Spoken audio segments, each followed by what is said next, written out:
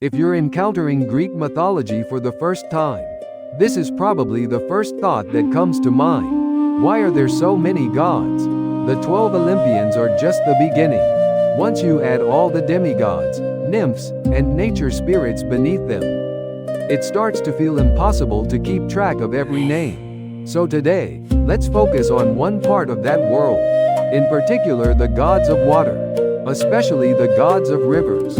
This is not just about how many gods there are.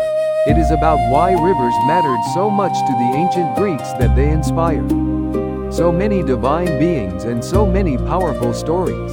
Start with this. Today, we live in a world where water comes out when we turn on a tap, and drainage systems quietly do their job in the background. But for the ancient Greeks, a river was something completely different.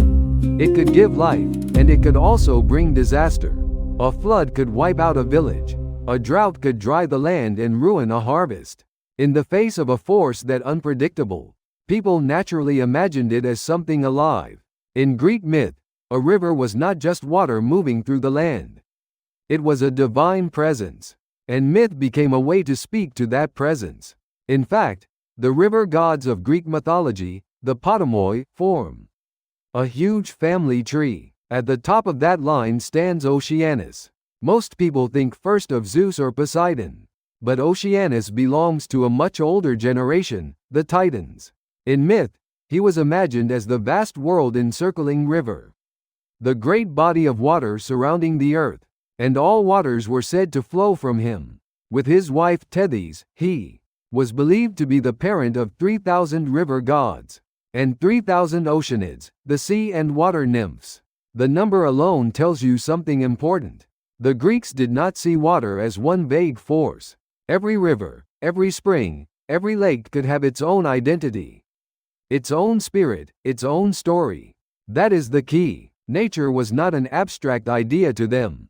It was a world full of beings with names, personalities, and power. Take Thebes, for example. The river of that city was the Ismenus, and in myth, the river god Ismenus could even be placed in tension with Apollo. Then there is the River Styx, one of the most famous rivers in all of Greek myth.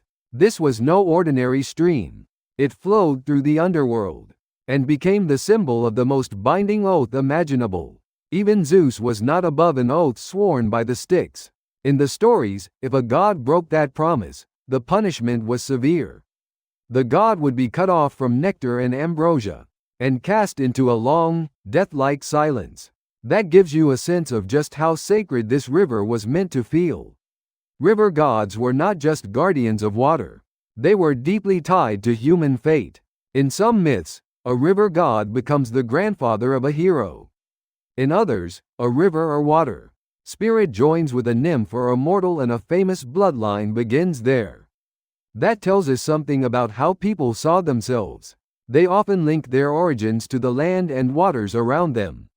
Achilles, for instance, is the son of the sea nymph Tethys, and that connection gives him a special relationship with the world of water.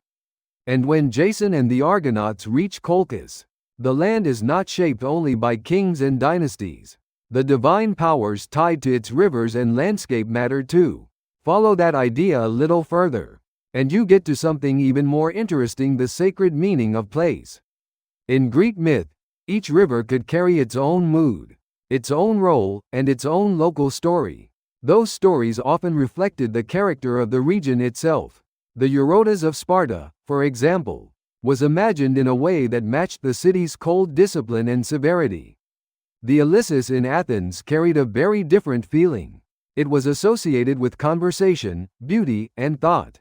In one of Plato's dialogues, Socrates speaks with a young companion beside the Achelous. That is not just a random backdrop. The setting matters. The river adds a sense of calm, reflection, and quiet sacredness to the scene. And here is where it gets even more compelling. These river gods do not simply exist in the background. They step into emotion, conflict, and desire. In Ovid's Tales of Transformation, the river god Achelous fights Heracles and ends up losing one of his horns. It is one of those striking moments when a hero clashes with a god and does not simply back down. River gods also fall in love, often with beautiful nymphs or mortal women. But those stories usually do not end happily. A river god, by nature, belongs to his own course. He cannot truly leave the place that defines him. If he abandons his river, he risks losing what he is. And that gives these myths a deeper emotional weight. They are not just stories about strange divine beings.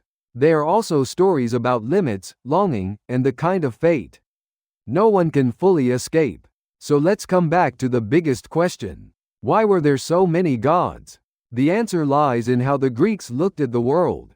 To them, the world was not made of dead matter. Every stone, every tree, every river could hold a spirit. When a spring appeared, a naiad might be imagined there. When a river took shape, a Potamoi could be born with it. In that sense, every change in nature could become the beginning of a new divine story. So the sheer number of gods is not just excess. It reflects a way of seeing the world with incredible sensitivity and respect. And these river gods and water spirits were not just symbolic figures floating at the edges of myth. For people living in an agricultural world, rivers were everything. They were drinking water, fertile land, travel routes, and natural borders. If the river failed, life failed with it. So people offered prayers and rituals to the gods of those waters, hoping to avoid flood, drought, or disaster. In the end, that is why Greek mythology is so full of river gods. Water meant life, and by giving that life a face, a name, and a voice, people found a way to understand both its gifts and its dangers. So the next time you pass a stream in your neighborhood, maybe pause for a second and imagine this: what if, in some old story, a forgotten god is still waiting beneath the surface?